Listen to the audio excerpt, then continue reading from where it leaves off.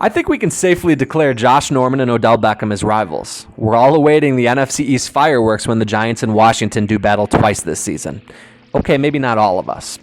Certainly Cam Newton and Von Miller have a rivalry, the first two players selected in the 2011 draft and biggest stars from the last two teams left standing last season.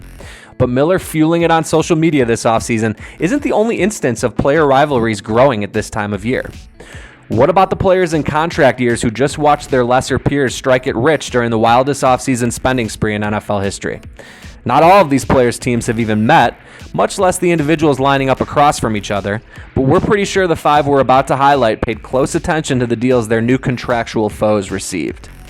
Hi, I'm Arthur Arkush with Pro Football Weekly, and here are five players who've new rivals to beat, not on the field but at the bargaining table.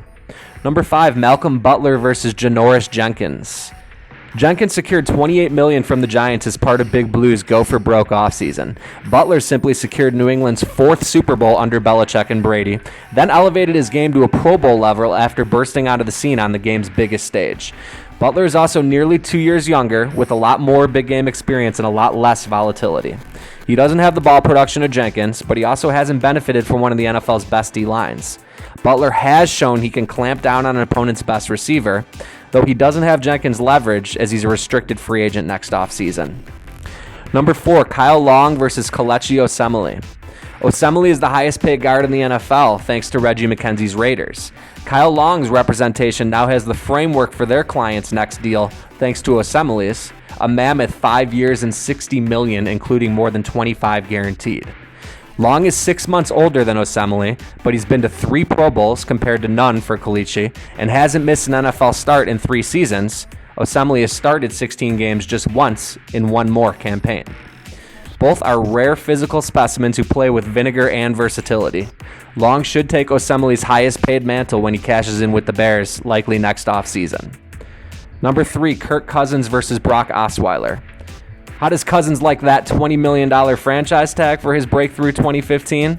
Likely not as much as Osweiler fancies his $37 million guaranteed after 7 starts with some nice flashes. No, Cousins is not as impressive physically as Osweiler, but he is already has proven much more, perhaps most importantly that his team can win because of him, not just as a supplement to a great defense. Number 2, Tyrann Mathieu versus Harrison Smith. 2 awesome football players, but Mathieu is one of the few in the NFL who might bring slightly more to his position than Smith, to the point where even pigeonholing Mathieu into one position is difficult. Sure, he's coming off his 2nd torn ACL, but Mathieu has overcome so much in his life, Arizona is reportedly talking contract despite their playmaking defensive back currently being less than 100%. In 13 fewer games, Mathieu has 4 more passes defense and just 1 less forced fumble. Perhaps an even bigger factor in the Honey Badgers' favor is he's 3 years younger than Smith, the NFL's highest paid safety at more than $10 million annually, for now. Number 1, Fletcher Cox versus Malik Jackson. Jackson is the poster child of this nutty spending offseason, a player who turned one strong starting season and an at times unstoppable playoff push into $42 million guaranteed with the Jaguars. Cox is the player the Jaguars better hope Jackson becomes, a consistent nuisance against the run and pass for the Eagles for the better part of the past 3 seasons, over which time he's never missed a start. Indeed, Cox has a Pro Bowl and a pair of second-team All-Pro nods under his belt already.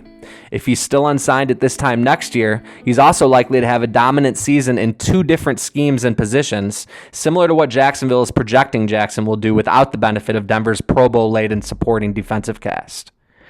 Well, who'd we forget? Over or undervalue? Let us know in the comments, which await you, along with the like and share buttons. I'm Arthur Arkush for Pro Football Weekly. As always, a hearty thanks, and I hope you enjoyed today's game plan.